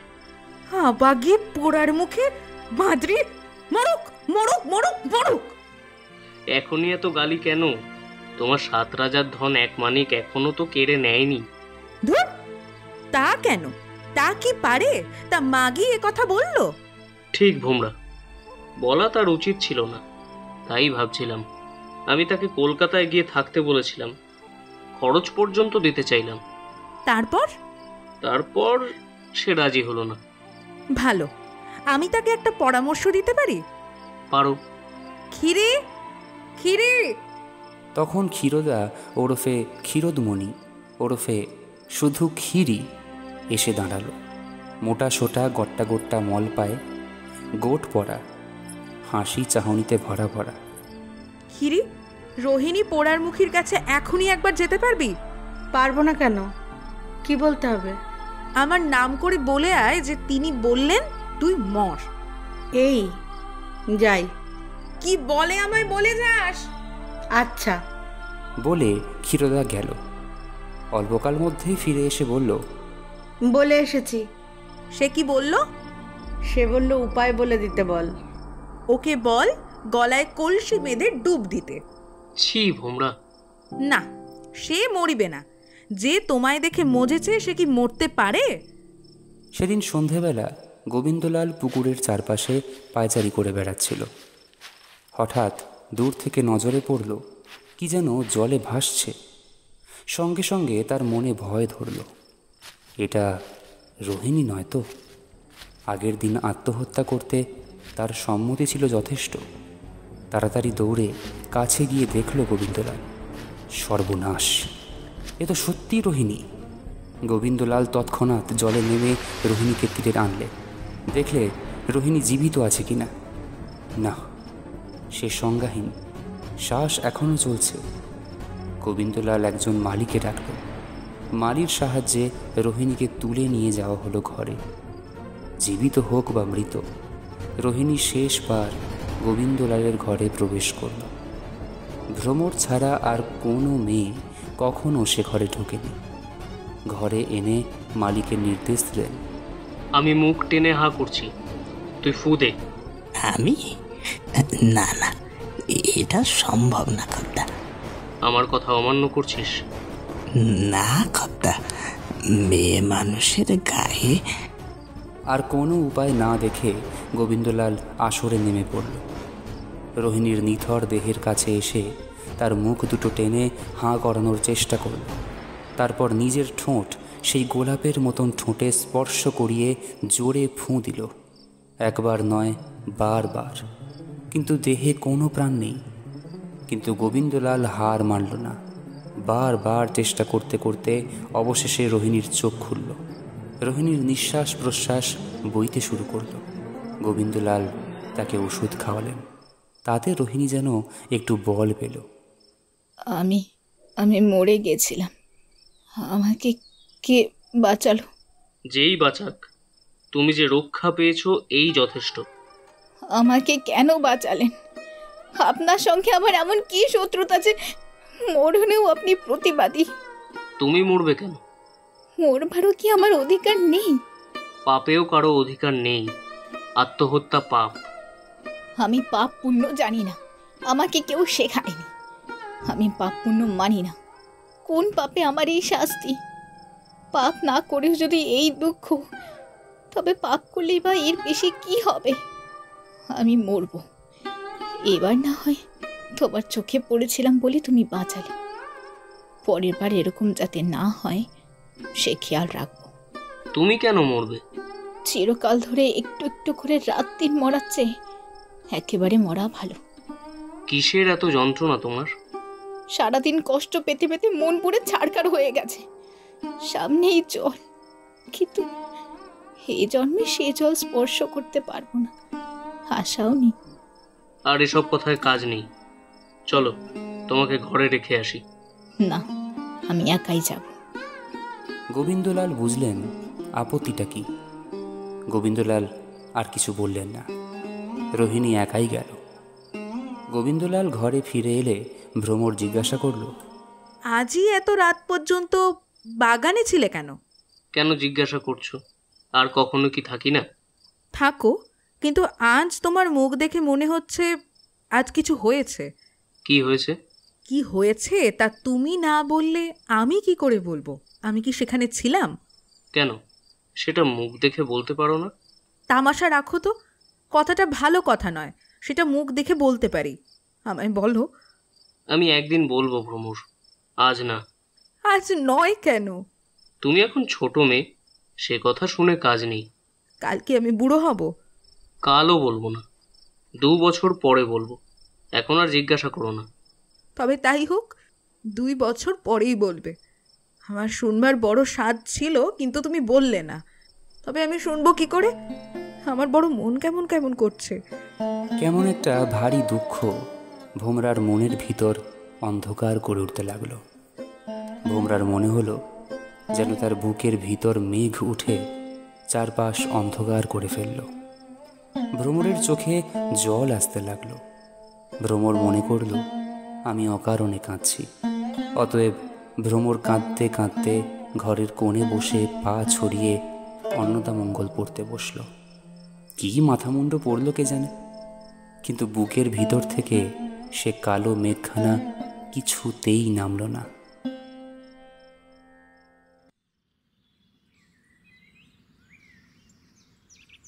গোবিন্দলাল বাবু জ্যাঠা মহাশয়ের সঙ্গে গল্প করতে বসেছে।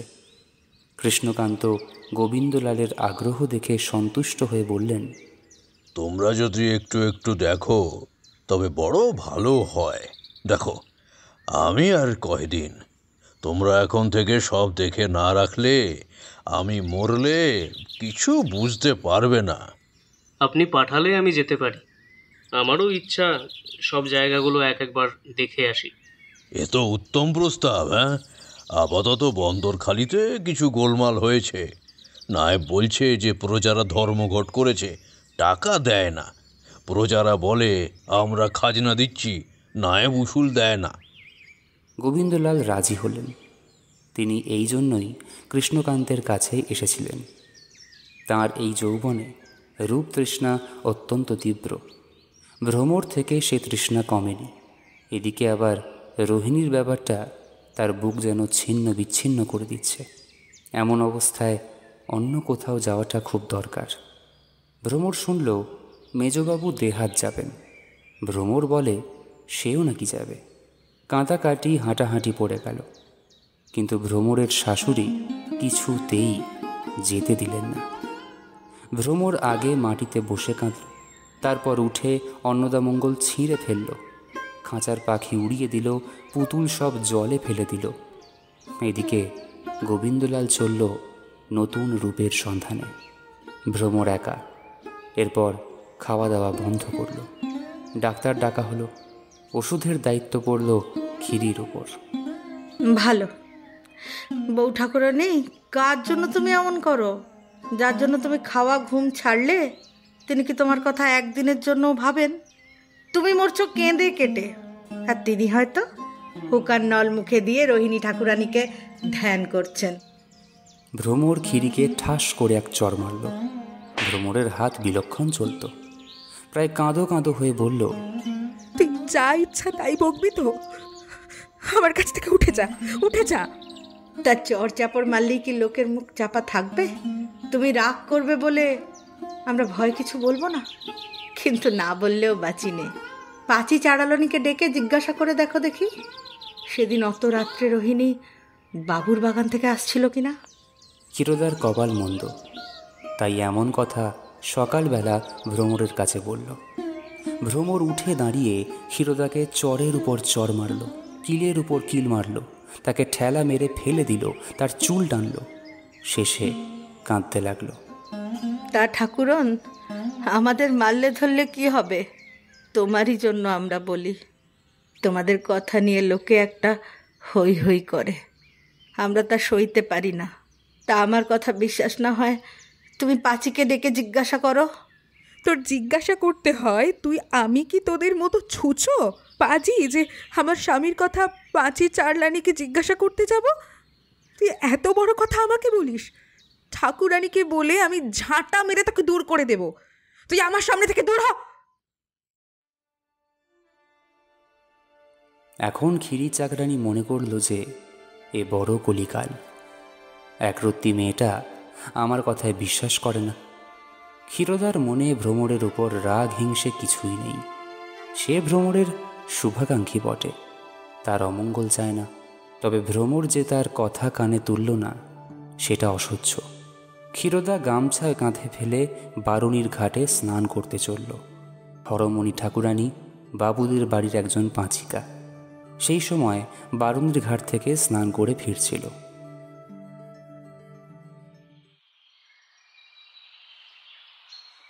যার জন্য চুরি করি সেই বলে চোর। করা হলো না। কখন কার মেজাজ কেমন থাকে তার ঠিকানাই নাই। কি লক্ষীরোদা, আবার কি হয়েছে? দেখ দেখি গা, পাড়ার কালামুখীরা বাবুর বাগানে বেড়াতে যাবে, তা আমরা চাকর বাকর, আমরা কি তা মুনিবের কাছে বলতে পারি না? সে কিলো, পাড়ার মেয়ে আবার বাবুর বাগানে বেড়াতে গেল? আর কে যায়? সেই কালামুখী রোহিণী। কি পোড়া কপাল! রোহিণীর আবার এমন দশা কতদিন? কোন বাবুর বাগানে রে ক্ষীরোদা? মেজো বাবু। আচ্ছা চলি। কিছু দূর গিয়েই ক্ষীরোদার সঙ্গে পাড়ার রামের মার দেখা হলো। ক্ষীরোদা তাকেও হাসির ফাঁদে ধরে ফেলে একই কথা বলল। এভাবে ক্ষীরোদা পথে রামের মা, শ্যামের মা, হাড়ি তাড়ি পাড়ি যার দেখা পেল তাকেই শুনিয়ে দিল যে রোহিণী মেজবাবুর বাগান বেড়াতে গিয়েছিল। মেজবাবুর গোপন প্রেমিকা রোহিণী। এসব কথা ধিঘি আগুনের মতো রটে গেল। ভ্রমরের কাছে এ খবর আসতে লাগলো। প্রথমে বিনোদিনী এসে বলল, সত্যি কিলা? কি সত্যি ঠাকুরজি? বলি রোহিণীর কথাটা। ভ্রমর বিনোদিনীকে কিছু না বলতে পারে না। বিনোদিনী ছোট্ট ছেলেটাকে স্তন্যপান করাতে করাতে নিজের ঘরে চলে গেল। বিনোদিনীর পর সুরধ্বনি এসে বলল, বলে মেজ বউ বলেছিল, তখন বলেছিল মেজবাবুকে ওষুধ করো ওষুধ করো। তুমি হাজার হোক ভরসা নাও, পুরুষ মানুষের মন তো কেবল কথায় পাওয়া যায় না, একটু রূপগুণটা চাই নাকি? তা ভাই, রোহিণীর কি আক্কেল কে জানে? রোহিণীর আবার আক্কেল কি? ওরা কপাল, এত লোক শুনেছে, তুই শুনিস নি? মেজবাবু যে রোহিণীকে 7,000 টাকার গয়না দিয়েছিল। তা আমি জানি, খাতা দেখেছি, তোর নামে 14,000 টাকার গয়না লেখা আছে। বিনোদিনী সুরধ্বনির পর রামী, বামী, শ্যামী, কামিনী, রমণী, সারদা, প্রমোদা, সুখদা, বরদা, কমলা, বিমলা, শীতলা, নির্মলা, মাধু, নিধু, বিধু, তারিণী, নিস্তারিণী, দিনতারিণী, ভবতারিণী, সুরবালা, গিরিবালা, ব্রজবালা, শৈলবালা প্রভৃতি অনেকে এসে তাকে জানিয়ে গেল যে ভ্রমরের স্বামী রোহিণীর প্রেমে পাগল। কেউ যুবতী, কেউ প্রৌঢ়া, কেউ বর্ষীয়সী, কেউ বা বালিকা, সকলেই এসে ভ্রমরকে বলল। আশ্চর্য কি, মেজবাবুর রূপ দেখে কে না ভুলে? রোহিণীর রূপ দেখে তিনিই না ভুলবেন কেন? কেউ আদর করে, কেউ রোষে, কেউ রাগে, কেউ দুঃখে, কেউ সুখে, কেউ হেসে, কেউ কেঁদে ভ্রমরকে জানালো যে ভ্রমর, তোমার কপাল পুড়েছে। এখন ভ্রমরেরও যে জ্বালা, রোহিণীরও সেই জ্বালা। কথা যদি রটল, রোহিণীর কানেই বা না উঠবে কেন? রোহিণী শুনল গ্রামের রাষ্ট্র যে গোবিন্দলাল তার গোলাম 7,000 টাকার গয়না কিনে দিয়েছে। কথা যে কোথা থেকে রটল তা রোহিণী শোনেনি। কে রটালো তার কোনো তদন্ত করেনি। একেবারে সিদ্ধান্ত করল যে তবে ভ্রমরই রটিয়েছে, নইলে এত গায়ের জ্বালা কার?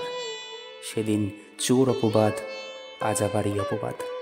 ভ্রমরকে শিক্ষা দিতেই হবে। রোহিণী পারে না এমন কাজই নেই। রোহিণী একটা বেনারসি শাড়ি ও 1 সুট গিটির গয়না চেয়ে আনল। সন্ধ্যা হলে সেইগুলি পুঁটুলি বেঁধে সঙ্গে নিয়ে ভ্রমরের ঘরে এলো। ভ্রমর বিস্মিত হলো। রোহিণীকে দেখে বিষের জ্বালায় তার সর্বাঙ্গ জ্বলে গেল। তুমি সেদিন রাত্রে ঠাকুরের ঘরে চুরি করতে এসেছিলে, আজ রাত্রে কি আমার ঘরে সেই জন্যই এসেছ নাকি? এখন আর আমার চুরির প্রয়োজন নেই। আমি আর টাকার কাঙ্গাল নই। মেজবাবুর জন্য আমার খাওয়া পড়ার দুঃখ নেই, তবে লোকে যতটা বলে ততটা নয়। তুমি এখান থেকে দূর হও।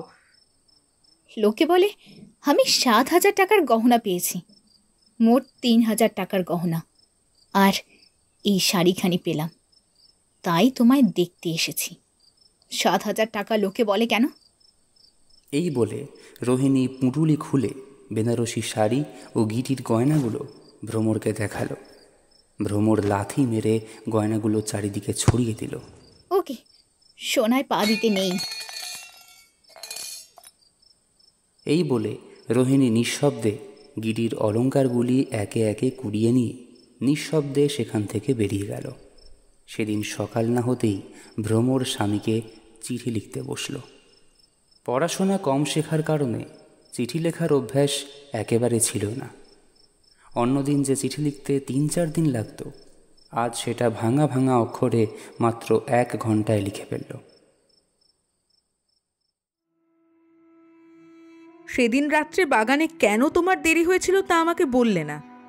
2 বছর পরে বলবে বলেছিলে, কিন্তু আমি কপালের দোষে আগেই তা শুনলাম। শুনেছি কেন, দেখেছি। তুমি রোহিণীকে যে উপহার দিয়েছ তা সে নিজেই আমায় দেখিয়ে গেছে। তুমি মনে জানো বোধহয় যে তোমার প্রতি আমার বিশ্বাস অনন্ত। আমিও তাই জানতাম, কিন্তু এখন বুঝলাম যে তা নয়। যতদিন তুমি ভক্তির যোগ্য ততদিন আমারও ভক্তি, যতদিন তুমি বিশ্বাসী ততদিন আমারও বিশ্বাস। এখন তোমার উপর আমার ভক্তি নেই, বিশ্বাসও নেই। তোমার দর্শনে আমার সুখ নেই। তুমি যখন বাড়ি আসবে আমাকে জানিও, আমি বাপের বাড়ি চলে যাব। গোবিন্দলাল যথাকালে সেই পত্র পেলেন। তার মাথায় বজ্রাঘাত হল। কেবল হাতের লেখা দেখেই তিনি বিশ্বাস করলেন যে এ ভ্রমরের লেখা। তাও মনে অনেকবার সন্দেহ করলেন ভ্রমর তাকে এমন চিঠি লিখতে পারে, তা তিনি কখনো বিশ্বাস করেননি। এদিকে ব্রহ্মানন্দ লিখছেন, ভাই হে, রাজায় রাজায় যুদ্ধ হয় আর উলু খড়ের প্রাণ যায়। তোমার উপর বৌমা সব দৌরাত্ম্য করতে পারেন, কিন্তু আমরা তো দুঃখী প্রাণী। আমাদের উপর এই দৌরাত্ম্য কেন ভাই? তিনি রাষ্ট্র করেছেন যে তুমি রোহিণীকে 7,000 টাকার গয়না দিয়েছ। আরও কত কি কথা রটেছে তা তোমাকে লিখতে লজ্জা করে। যাই হোক, তোমার কাছে এই হলো আমার নালিশ, তুমি এর বিহিত করবে। গোবিন্দলাল আবার অবাক হলেন। ভ্রমর রটিয়েছে। মর্ম কিছুই না বুঝতে পেরে গোবিন্দলাল সেই দিন আদেশ করলেন নৌকা বের করতে। গোবিন্দলাল স্বদেশে যাত্রা করলে নায়েব কৃষ্ণকান্তের কাছে এক এত্তেলা পাঠালো যে গোবিন্দলাল ফিরছে। ভ্রমর শুনল স্বামী আসছেন। ভ্রমর তখনই আবার পত্র লিখতে বসল। আমার খুব শরীর খারাপ, তোমরা যদি একবার আমাকে নিয়ে যাও তাহলে খুব ভালো হয়। দেরি করো না, লোক পাঠিও। 4 দিনের দিন গোবিন্দলাল এসে পৌঁছলেন। শুনলেন যে ভ্রমর বাপের বাড়ি চলে গিয়েছে। গোবিন্দলাল সবটাই বুঝতে পারলেন। মনে মনে বড় অভিমান হলো। এত অবিশ্বাস! না বুঝে না জিজ্ঞাসা করে আমাকে ছেড়ে চলে গেল। আমি আর ভ্রমরের মুখ দেখব না। যার ভ্রমর নেই সে কি বাঁচতে পারে না? এই ভেবে গোবিন্দলাল ভ্রমরকে আনবার জন্য লোক পাঠাতে বারণ করল। এভাবে 2-4 দিন গেল। ভ্রমরকে কেউ আনল না, ভ্রমরও আসলো না। গোবিন্দলাল মনে করলেন ভ্রমরের বড় স্পর্ধা হয়েছে, তাকে একটু কাঁদানো যাক। ভ্রমরের অবিশ্বাস মনে করে একবার একটু কাঁদলেন, আবার চোখের জল মুছে রাগ করলেন। রাগ করে ভ্রমরকে ভোলবার চেষ্টা করলেন। ভোলবার সাধ্য কি? সুখ যায়, স্মৃতি যায় না। ক্ষত ভালো হয়, দাগ ভালো হয় না। মানুষ যায়, নাম থাকে। অবশেষে গোবিন্দলাল মনে করলেন ভ্রমরকে ভোলবার সবচেয়ে ভালো উপায় রোহিণীর চিন্তা। গোবিন্দলাল জোর করে তাকে মনে জায়গা দিতেন না, কিন্তু সে ছাড়ত না। গোবিন্দলাল তার মনের সামান্য রোগের উপশমের জন্য উৎকট বিষ প্রয়োগ করার সিদ্ধান্ত নিলেন। বলা ভালো, নিজের বিপদ নিজেই ডেকে আনলেন। রোহিণীর কথা প্রথমে স্মৃতিমাত্র ছিল, পরে দুঃখে পরিণত হয়ে শেষে বাসনায় পরিণত হল। গোবিন্দলালের অধঃপতন বড় দ্রুত হলো, কেননা রূপতৃষ্ণা অনেক দিন থেকে তার মন শুষ্ক করে তুলেছে। রোহিণী ও গোবিন্দলালের কথা কৃষ্ণকান্তের কানে গেল। শুনে কৃষ্ণকান্ত দুঃখ পেলেন। মনে মনে ইচ্ছা হলো গোবিন্দলালকে কিছু কথা শোনাবেন, কিন্তু সম্প্রতি নিজেই একটু অসুস্থ হয়ে পড়লেন। বিছানা ছেড়ে উঠতে পারতেন না। সেখানে গোবিন্দলাল তাকে রোজ দেখতে আসত।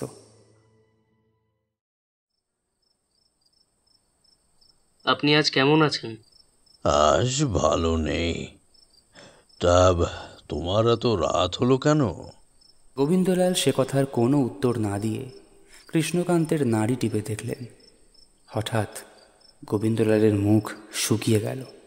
কৃষ্ণকান্ত আর বেশি দিন নেই। আমি আসছি। কৃষ্ণকান্তের ঘর থেকে বের হয়ে গোবিন্দলাল একেবারে স্বয়ং বৈদ্যের ঘরে গিয়ে উপস্থিত হল। বৈদ্য বিস্মিত হল।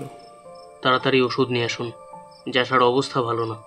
বৈদ্য শশব্যস্ত হয়ে অনেকটা বটিকা নিয়ে তার সঙ্গে ছুটলেন। কবিরাজ হাত দেখলেন। কেমন, কিছু বিপদ হয়েছে কি? মানুষের শরীরে বিপদের অভাব হয় নাকি? কতক্ষণ মেয়াদ? ঔষধ খাওয়ানোর পর বলতে পারবো।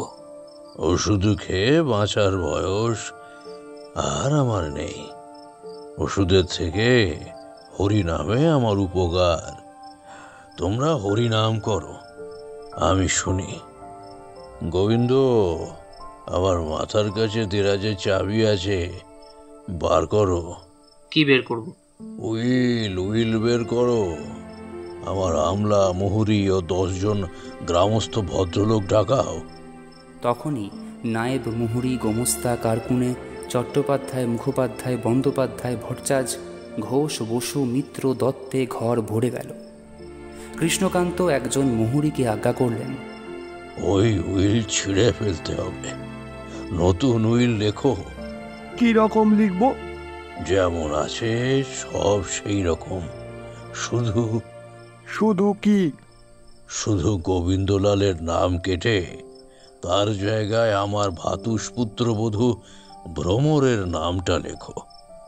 ভ্রমরের অবর্তমানে গোবিন্দলাল ওই অর্ধাংশ পাবে, সেটাও লেখো।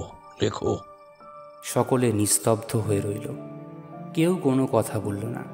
মুহুরি গোবিন্দলালের মুখের দিকে দেখল। গোবিন্দলাল ইঙ্গিত করলেন, লেখো।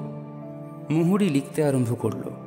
লেখা শেষ হলে কৃষ্ণকান্ত নিজেও তাতে সাক্ষী স্বরূপ স্বাক্ষর করলেন। সেই রাত্রে হরিনাম করতে করতে তুলসীতলায় কৃষ্ণকান্ত পরলোক গমন করলেন। কৃষ্ণকান্তের মৃত্যু সংবাদে হইচই পড়ে গেল। কেউ বলল একটা ইন্দ্রপাত হয়েছে, কেউ বলল একটা দিকপাল মরেছে, কেউ বলল পর্বতের চূড়া ভেঙে পড়েছে। কৃষ্ণকান্ত বিষয়ী লোক, কিন্তু খাঁটি লোক ছিলেন এবং দরিদ্র ও ব্রাহ্মণ পণ্ডিতকে যথেষ্ট দান করতেন। সুতরাং অনেকেই তার জন্য দুঃখ পেল। সবচেয়ে বেশি ভ্রমর।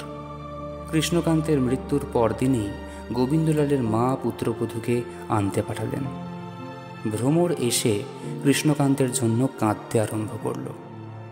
গোবিন্দলাল উপযুক্ত সময় বুঝে ভ্রমরকে বলে রাখলেন, ভ্রমর, তোমার সঙ্গে আমার কয়েকটা কথা আছে। কথাগুলো বলতে আমার খুব কষ্ট হবে। এখন আমি সে কথা তোমায় বলতে পারি না। শ্রাদ্ধের পর যা বলার আছে তা বলবো। আমারও কিছু বলবার আছে, তোমার যখন সময় হবে জিজ্ঞাসা করে নিও। তারপর কৃষ্ণকান্ত রায়ের শ্রাদ্ধ হয়ে গেল। শত্রুপক্ষ বলল যে হ্যাঁ, ঘটা হয়েছে বটে, 5, 7, 10 হাজার টাকা তো খরচ হয়েছেই। মিত্রপক্ষ বলল লক্ষ টাকা খরচ হয়েছে। কৃষ্ণকান্তের উত্তরাধিকারীগণ মিত্রপক্ষের কাছে গোপনে বলল আন্দাজ 50,000 টাকা খরচ হয়েছে। দিন কতক বড় হাঙ্গামা গেল। হরলাল এসে শ্রাদ্ধ করল। কোনো মতে শ্রাদ্ধের ঝামেলা শেষ হয়ে উইল পড়ার যন্ত্রণা আরম্ভ হলো। উইল পড়ে হরলাল দেখলেন উইলে বিস্তর সাক্ষী, কোনো জাল করবার সম্ভাবনা নেই। উইল পড়ে এসে গোবিন্দলাল ভ্রমরকে বললেন, উইলের কথা শুনেছ? তোমার অর্ধাংশ। আমার না তোমার? এখন আমার নয়, তোমার। তাহলেই তো তোমার। তোমার বিষয়ে আমি ভোগ করব না। তবে কি করবে? যাতে 2 পয়সা উপার্জন করে দিনপাত করতে পারি তাই করব। দেশে দেশে ঘুরে চাকরির চেষ্টা করব। সম্পত্তি আমার জ্যেষ্ঠ শ্বশুরের নয়, আমার শ্বশুরের। তুমিই তার উত্তরাধিকারী, আমি নয়। জ্যাঠার উইল করবার কোনো শক্তি ছিল না। আমার বাবা শ্রান্তির সময় এসে এই কথা বুঝিয়ে দিয়ে গেছেন। বিষয় তোমার, আমার নয়। আমার জেঠু মিথ্যেবাদী ছিলেন না। বিষয় তোমার, আমার নয়। তিনি যখন তোমাকে লিখে দিয়েছেন তখন সম্পত্তি তোমার, আমার নয়। যদি সেই সন্দেহই থাকে, আমি না হয় তোমাকে লিখে দিচ্ছি। তোমার দান নিয়ে আমায় চলতে হবে? তাতেই বা ক্ষতি কি? তোমার মুখেও কথা সাজে না ভ্রমর। কি করেছি? আমি তোমায় ছাড়া জগৎ সংসারে আর কিচ্ছু জানি না। 8 বছর বয়সে আমার বিয়ে হয়েছে, এখন আমার 17। আমি 9 বছর ধরে আর কিছু জানি না, কেবল তোমাকেই জানি। আমি তোমার দাসী, তোমার খেলবার পুতুল। আমার কি অপরাধ হলো? মনে করে দেখো। অসময়ে বাপের বাড়ি গেছিলাম, ঘাট হয়েছে, আমার অপরাধ হয়েছে, আমায় ক্ষমা করো। আমি আর কিচ্ছু জানি না, শুধু তোমায় জানি, তাই রাগ করেছিলাম, আমায় ক্ষমা করো। কোনো উত্তর এলো না। কেমন যেন মনে হলো এখানে ক্ষমার ইচ্ছে নেই। ভ্রমর ব্যাকুল চোখে তাকিয়ে রইল গোবিন্দলালের উত্তরের আশায়। কি হলো? আমি তোমায় আর চাই না, আমি তোমায় ত্যাগ করব। কি অপরাধ আমি করেছি যে আমাকে ত্যাগ করবে? কিছু প্রশ্নের উত্তর না জানাই ভালো। সে কথা শুনে ভ্রমর উঠল। বাইরে যেতে গিয়ে হঠাৎই চৌকাঠে অজ্ঞান হয়ে পড়ে গেল।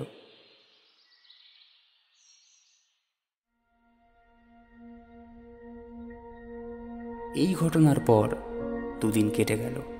তারা একে অপরের মুখদর্শন পর্যন্ত করল না।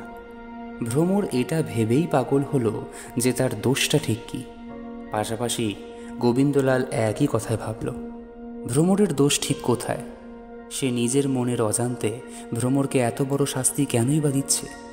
সেটা কি শুধুমাত্র অবিশ্বাসের জন্য, নাকি আরও বেশি কিছু? অবিশ্বাসই যদি আসল কারণ হয়, তাহলে ভ্রমর ভুল ভাবছে না। নিজের ওপর খুব হাসি পেল তার। নিজের পাপের শাস্তি ছোট্ট মেয়েটাকে দিতে হচ্ছে। গোবিন্দলাল তো ভালো মতনই জানত কৃষ্ণকান্ত ভ্রমরকে যা সম্পত্তি লিখে দিয়েছেন তা সে নিজের কাছে রাখবে না। গোবিন্দলালের জীবনে কেমন যেন এক দোলকের খেলা চলছে। দোলকের গতিপথ একবার ভ্রমরের জীবন, আর একবার কৃষ্ণকান্তের উইলের সিদ্ধান্তের দিকে ঘুরে যাচ্ছে। কিন্তু তার জীবনে স্থিরতা যেন নেই আর। এদিকে গোবিন্দলালের মা নিজের অভিজ্ঞতা থেকে বুঝতে পারলেন ভ্রমর ও তার ছেলের মধ্যে বিচ্ছেদ ঘটে গেছে। এখন তাদের মধ্যে দূরত্ব চাঁদ ও সূর্যের মতো। কিন্তু তিনি এসব ব্যাপারে নিজের মাথা গলাতে চান না। তার বহুদিনের ইচ্ছে ছিল কাশী যাবেন।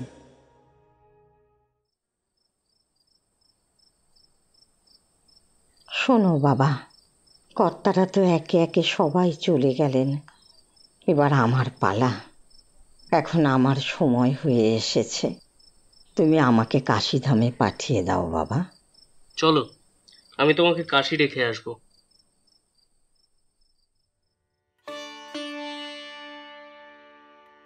দুর্ভাগ্যবশত এই সময় ভ্রমর একবার ইচ্ছা করে বাপের বাড়ি চলে গিয়েছিল। কেউই তাকে নিষেধ করেনি। অতএব ভ্রমরের অজ্ঞাতে গোবিন্দলাল কাশী যাত্রার সকল উদ্যোগ করতে লাগলেন। নিজের নামে কিছু সম্পত্তি ছিল, তা গোপনে বিক্রি করে টাকা জোগাড় করলেন। সোনা হিরে সমেত যা মূল্যবান সম্পত্তি ছিল তা বিক্রি করলেন। এভাবে প্রায় 1 লক্ষ টাকা জোগাড় হলো। এরপর মায়ের সঙ্গে কাশী যাত্রার দিন স্থির করে ভ্রমরকে আনতে পাঠালেন। শাশুড়ি কাশী যাত্রা করবেন শুনে ভ্রমর তাড়াতাড়ি ফিরে এলো। এসে শাশুড়ির পা ধরে অনেক অনুরোধ করল।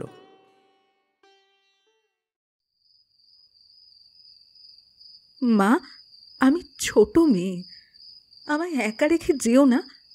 আমি সংসার ধর্মের কী বা বুঝি?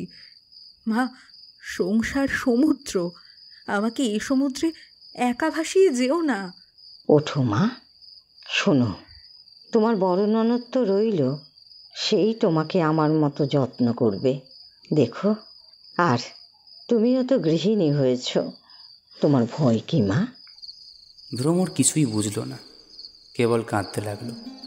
ভ্রমর দেখল বড় বিপদে পড়েছে সে। শাশুড়ি কাশি চললেন, আবার স্বামীও তাকে রাখতে চললেন। তিনিও রাখতে গিয়ে বুঝি আর না আসেন। কতদিনে আসবে বলে যাও। বলতে পারি না, আসার খুব একটা ইচ্ছে নেই। ভ্রমর পা ছেড়ে উঠে দাঁড়িয়ে মনে ভাবল, ভয় কি, বিষ খাবো? এভাবে ধীরে ধীরে তাদের যাওয়ার দিন ঘনিয়ে এলো। কেঁদে কেঁদে ভ্রমরের চোখে আর কোনো জল অবশিষ্ট নেই। জায়গা নিল একটা গভীর নিস্তব্ধ গাম্ভীর্য। কাশি যাওয়ার দিন গোবিন্দলাল ভ্রমরের কাছে এলো। ভ্রমর, আমি মাকে রাখতে চললাম। মা সেখানে থাকবেন, সেখান থেকে তুমি আসবে নাকি? দেখো, তুমি আমাকে শিখিয়েছ সত্যই একমাত্র ধর্ম, সত্যই একমাত্র সুখ। আজ তুমি আমাকে সত্যিটা বলো, কবে আসবে? তবে সত্যিই শোনো, ফিরে আসবার কোনো ইচ্ছে নেই। কেন ইচ্ছা নেই তা বলে যাবে না? এখানে থাকলে তোমায় আমার দাসী হয়ে থাকতে হবে। তাতেই বা ক্ষতি কি? আমি তো তোমার দাসানুদাসী। আমার দাসানুদাসী ভ্রমর আমার প্রবাস থেকে আসার অপেক্ষায় জানলায় বসে থাকবে। তার জন্যে কত পায়ে ধরেছি, একটা অপরাধ কি মার্জনা হয় না? এখন সেরকম কত অপরাধ হবে? তুমি এখন সম্পত্তির অধিকারিনী। তা নয়, আমি এবার বাপের বাড়ি গিয়ে বাবার সাহায্যে যা করেছি সেটা দেখো, এটা পড়ো। গোবিন্দলাল পড়ে দেখলেন দানপত্র। ভ্রমর উচিত মূল্যের স্ট্যাম্পে নিজের সম্পত্তি স্বামীকে দান করছে, সেটা রেজিস্টারিও হয়েছে। তোমার যোগ্য কাজ তুমি করেছো, কিন্তু তোমায় আমায় কি সম্বন্ধ? আমি তোমায় গয়না দেব, তুমি পড়বে। তুমি সম্পত্তি দান করবে, আমি ভোগ করব, এ সম্বন্ধ নয়। এই বলে গোবিন্দলাল বহুমূল্য দানপত্র খণ্ড খণ্ড করে ছিঁড়ে ফেললেন। বাবা বলে দিয়েছে এটা ছিঁড়ে ফেলা বৃথা, সরকারিতে এর নকল রয়েছে। থাকে থাক, আমি চললাম। কবে আসবে? আসবো না। কেন? ইচ্ছে নেই। তবে যাও, ফিরে আসার দরকার নেই। বিনা অপরাধে আমাকে ছেড়ে যেতে চাও, যাও, কিন্তু মনে রেখো উপরে দেবতা আছেন। একদিন আমার জন্যে তোমাকে কাঁদতে হবে। একদিন তুমি খুঁজবে পৃথিবীতে অকৃত্রিম আন্তরিক স্নেহ কোথায়। দেবতা সাক্ষী, আমি যদি সত্যি সত্যি হই তবে তবে তোমার আমার আবার দেখা হবে। আমি সেই আশাতেই প্রাণ রাখবো। এখন যাও, বলতে ইচ্ছা হয় বলো যে আর আসবো, কিন্তু আমি বলছি আবার আসবে। আমার ভ্রমর বলে ডাকবে, আমার জন্যই কাঁদবে। যদি একথা নিষ্ফল হয় তবে জানবে দেবতা মিথ্যা, ধর্ম মিথ্যা, ভ্রমর অসতী। তুমি যাও, আমার দুঃখ নাই, তুমি আমারই সোহিনী নও। এই বলে ভ্রমর ভক্তিভাবে স্বামীর পায়ের প্রণাম করে ঘরে চলে গেল।